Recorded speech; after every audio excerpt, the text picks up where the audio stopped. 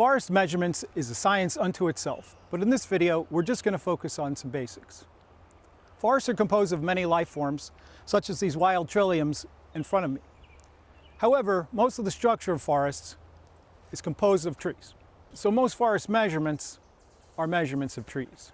We rarely have time to measure all the trees in forests, so usually what we do is find some trees in different spaces throughout the forest, take measurements of them, and use those to represent all the trees in that forest. In this video, I'm going to take you through some of the basic forest measurements, starting with stem diameter at breast height. Breast height is about 4.5 feet above the ground.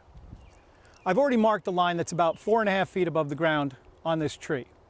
It's a convenient spot that's about the height of where a person's arms are. If you look at this tree or any tree, what you'll see is trees gradually taper as you go from the bottom to the top of the tree. That means the diameter gets skinnier. So if we measure the tree at different points, we get different numbers. And what we want to do is have a standardized system of measurements where people get the same measurement with the same tools when they're measuring the same place. That's called precision, or we sometimes call it repeatability of a measurement. So when we talk about the diameter of the trunk of a tree, we're talking about how wide is it. One of the tools that we use is this stem caliper. A stem caliper is basically a ruler that has two arms that can grip either side of the tree. So now that we know where breast height is, 4.5 feet above the ground, I'm going to show you how I approach the tree. I slide the caliper onto the tree, and then I can read off the diameter like a ruler. Here I get 25 inches about. So this tree has a diameter breast height of about 25 inches. However, trees are not perfectly circular. So if I move around the tree and I measure in a different location, this time I got 24.2 inches. That's a big difference, 0.8 inches. That's because tree diameters aren't perfectly circular in cross-section. So that makes this tool a little bit imprecise. The caliper is also a big tool, and the bigger the tree, the bigger the caliper I need.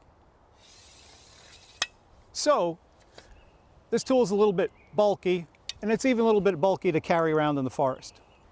This tool is called a stem diameter tape, or DTape for short. Basically, it's a measuring tape that we wrap around the tree to measure its girth. First, I'm going to demonstrate how we use the tool.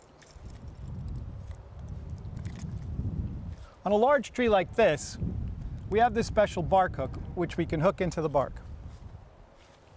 I'm going to walk slowly around the tree, careful not to have any kinks in the tape and keeping the tape level. Then I'm going to come back to a zero line here and read off the measurement.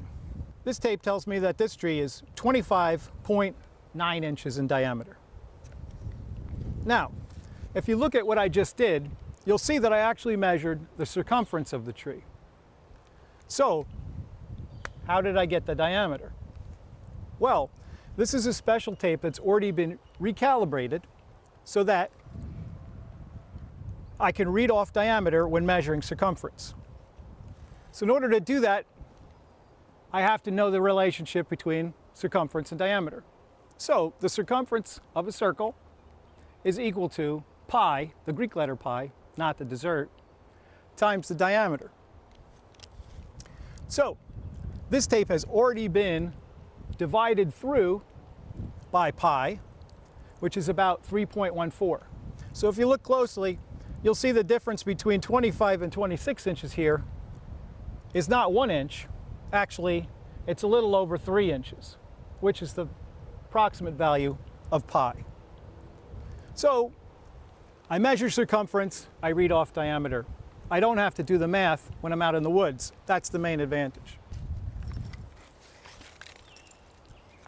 The diameter tape is a really nice tool because it fits conveniently in our pocket, and also because wrapping around the tree enables us to average out all the different measurements we would get if we took a caliper. So the diameter tape is usually the preferred tool for measuring tree diameter at breast height.